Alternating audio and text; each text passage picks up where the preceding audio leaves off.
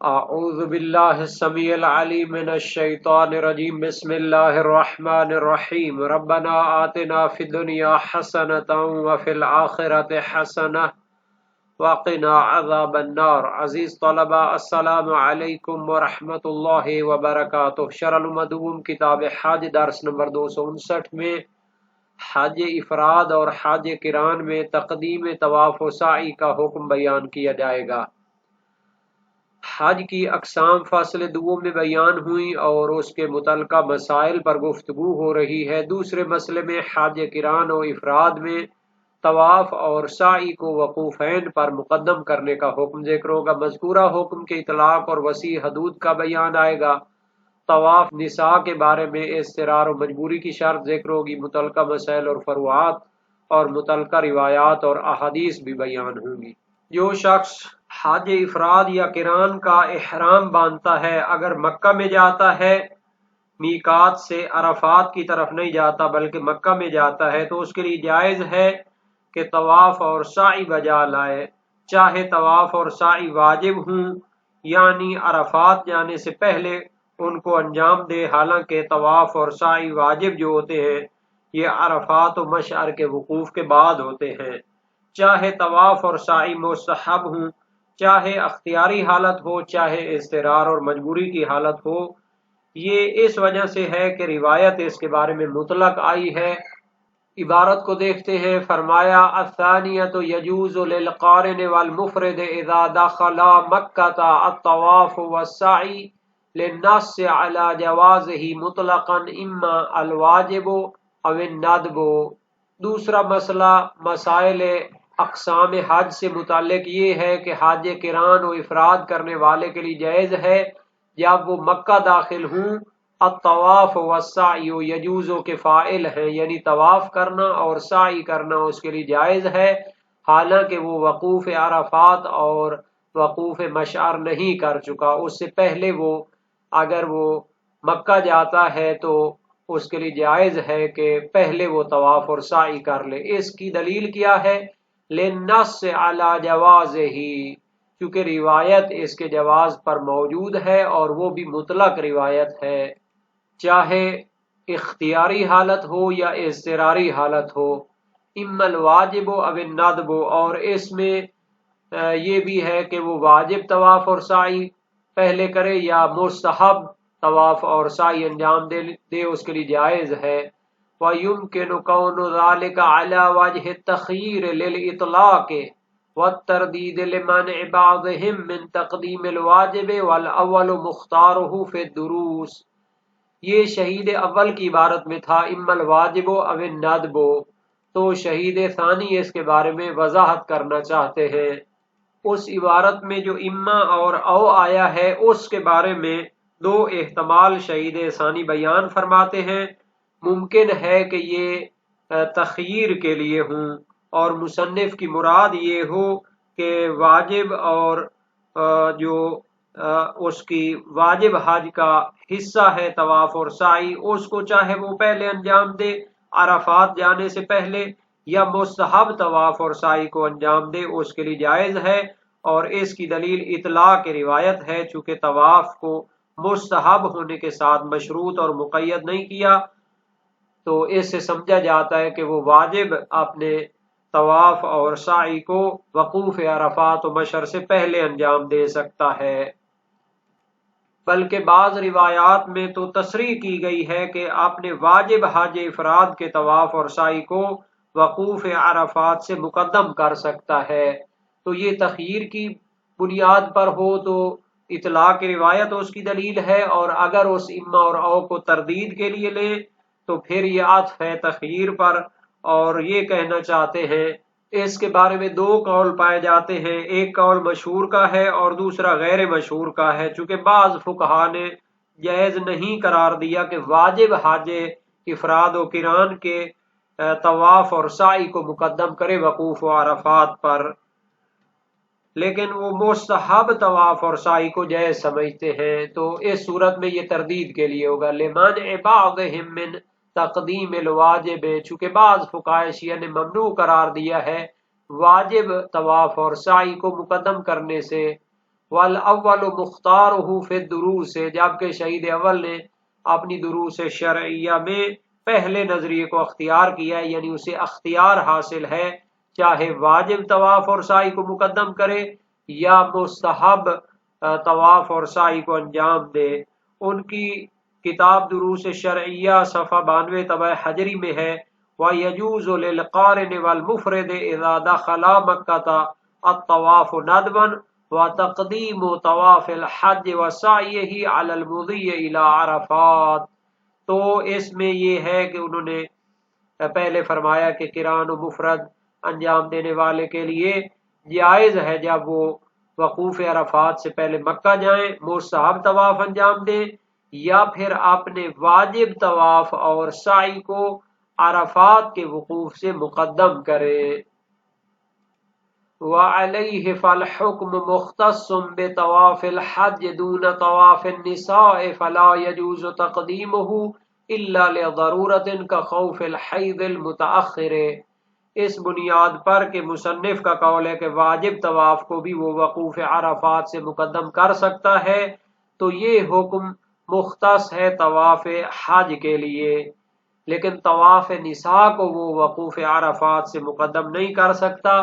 فلا یجوز تقدیمہ، طواف النساء کو وقوف عرفات پر مقدم نہیں کر سکتا الا لضرورت، مگر کوئی ضرورت، مجبوری اور اضطرار پایا جائے تو اس کو بھی مقدم کر سکتا ہے، کا خوف الحیض المتأخر، جیسے اسے خوف ہو کہ بعد میں مثلا عورت ہے اور اسے حیض آ جائے گا اور اس کی وجہ سے وہ اپنے طواف کو انجام نہیں دے سکے گی، اور اس کے بعد اس نے قافلے کے ساتھ بھی ہے، اس کو چھوڑ کر وہاں پر رہ بھی نہیں سکتی کہ اپنے طواف النساء کو انجام دے، تو پہلے وہ انجام دے سکتی ہے مجبوری کے تحت۔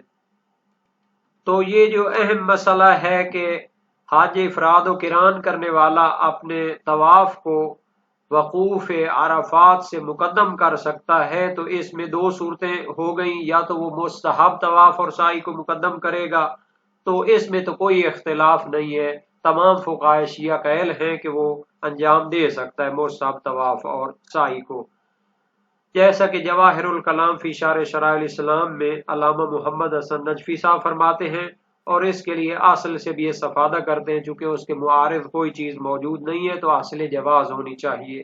جبکہ واجب طواف اور سعی کو مقدم کرنے کے بارے میں اکثر فقہائے شیعہ کا نظریہ ہے کہ وہ بھی جائز ہے، اور روایات بھی اس پر دلالت کرتی ہیں۔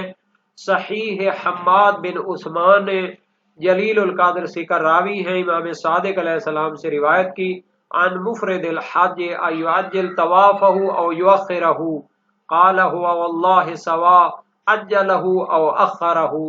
جو حج افراد انجام دیتا ہے کیا وہ اپنا طواف پہلے کر سکتا ہے یا اس کو مؤخر کرے؟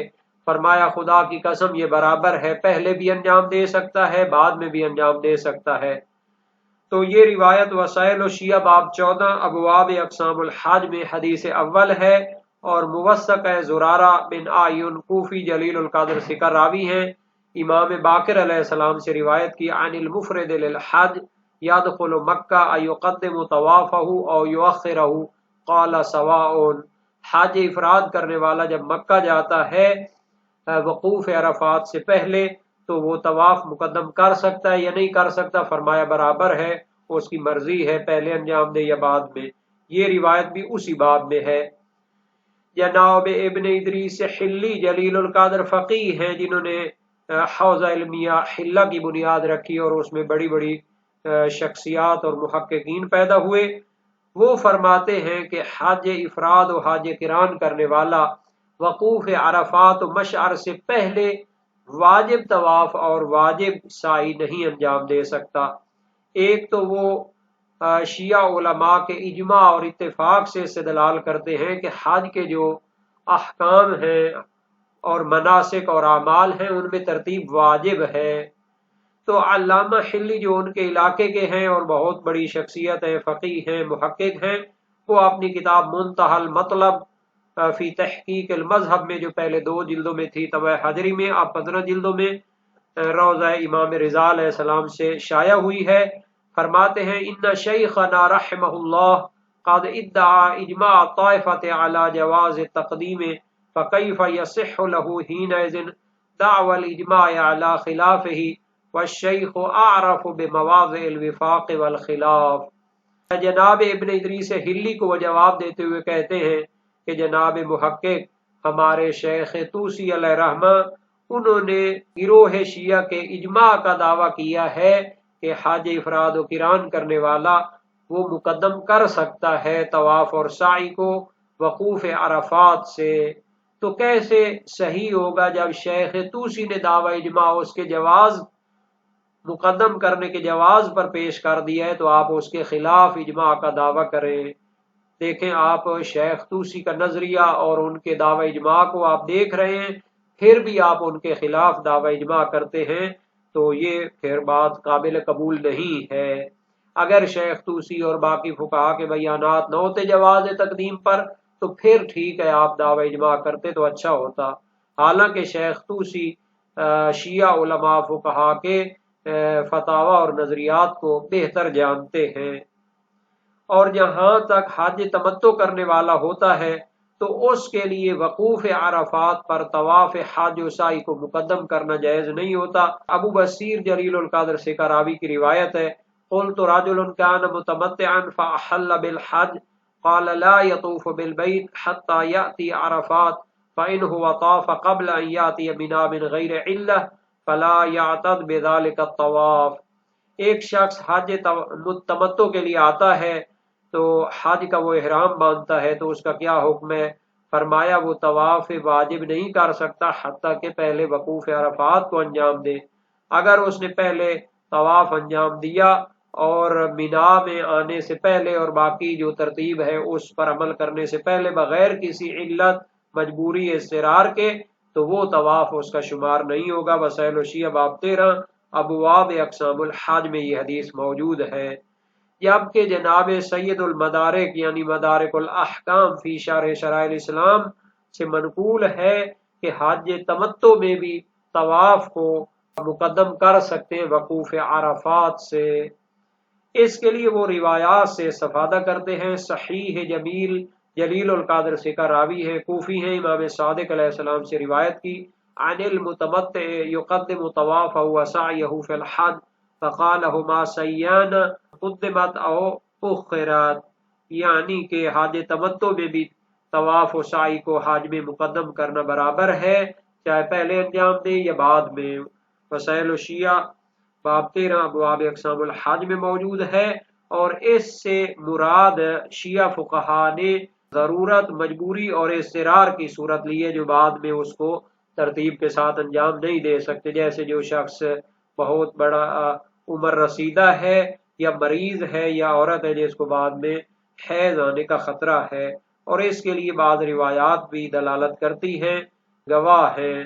اسحاق بن عمار کی روایت ہے، جلیل القدر سے کا راوی ہیں، صحابات عراق کے ہیں، سألت ابا الحسن علیہ السلام عن المتمتع ان کان شیخا کبیرا او امراتا تخاف الحیض تعجل طواف الحج قبل ان تأتی منا قال نعم ہکذا تعجل۔ بوڑھے شخص اور عورت جس کو حیض آنے کا خطرہ ہو تو وہ مینا کے اعمال انجام دینے سے پہلے حج کا طواف انجام دے سکتے ہیں۔ فرمایا ہاں اسی طرح اس کو پہلے انجام دیں۔